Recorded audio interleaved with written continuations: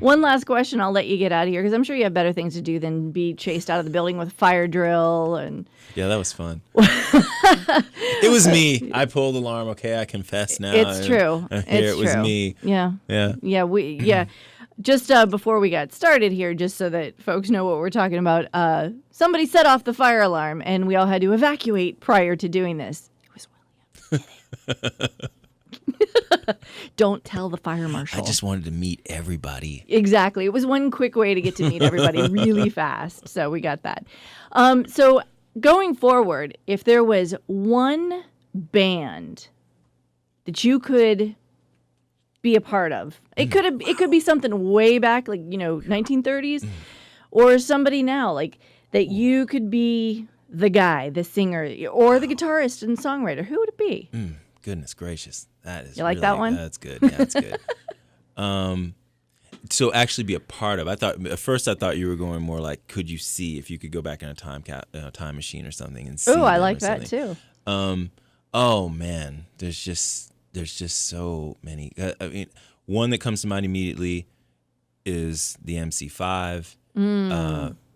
From Detroit. Sure. And I actually did get to do a couple shows fronting the surviving members of the MC5. You did? Oh, man. One of the greatest honors of my musical life. I got to sit down on that one. Wayne Kramer asked me to go to London in 2008 to do a show with himself, Wayne Kramer, and Michael Davis, rest in peace, when he was still alive, and Dennis Thompson, the drummer, Machine Gun Thompson, and then we had Adam Pearson playing second guitar, the Fred Smith role, and then I basically got to be Rob Tyner.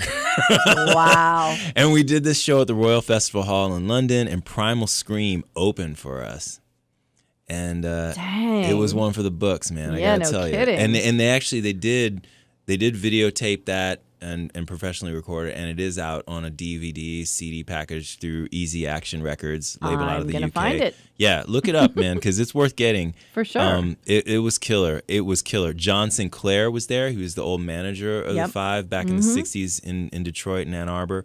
And he's a well-known activist for those who, don't know and want to research their 60s history. John Sinclair was, He was many, many things. Put it this way, John Lennon wrote a song called John Sinclair for John when he was locked up in prison on a marijuana charge.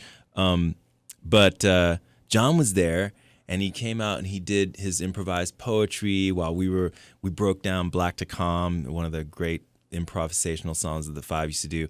And we broke it down real quiet. John came out and did his thing. What is jazz? And it was That's I gotta say, fantastic. just one of the great moments for me. And then he came up to me later and he was like, man, you really brought me back. You really did. It was killer. Yeah, it was ridiculous.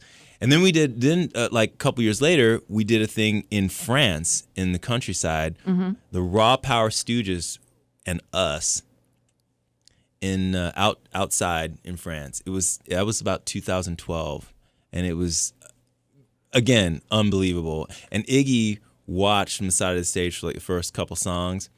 And so again, talk about your nerve-wracking kind of thing, But he was super cool. Wayne introduced me after, and Iggy was just like, man, you really face him. You should stand your ground and you just show him. And it was really great. It was awesome. It was. And you're like, thank you. I was like, yeah, dude, right on. I was like, who do you think I got some of that from, bro? Right? You know what I mean? Exactly. Yeah. That is fantastic. Yeah. It doesn't suck to be a rock star sometimes. Man, so that's one, and it's one where it actually kind of came true, where, because I was a little kid looking at the fold-out covers of the Five albums, because they had the gatefold sleeves. Oh, yeah. And, and I would look at it and I was like, man, if I could be in that picture, if I could just be in that building, if I could be in that room, and kind of got to do it decades later, and so that's one. And it's recorded somewhere that I'm going to go find. I can't wait to see it. Because I wouldn't believe it otherwise, honestly. Right? If they hadn't had cameras rolling, you own it, rolling, obviously, right? I do. One of my proudest possessions. And, something to share with your son. You know what? Yeah, right? It is. Because we're at that stage now. Yeah. We sit in the car and we listen to music, and I turn them on to stuff, and yeah.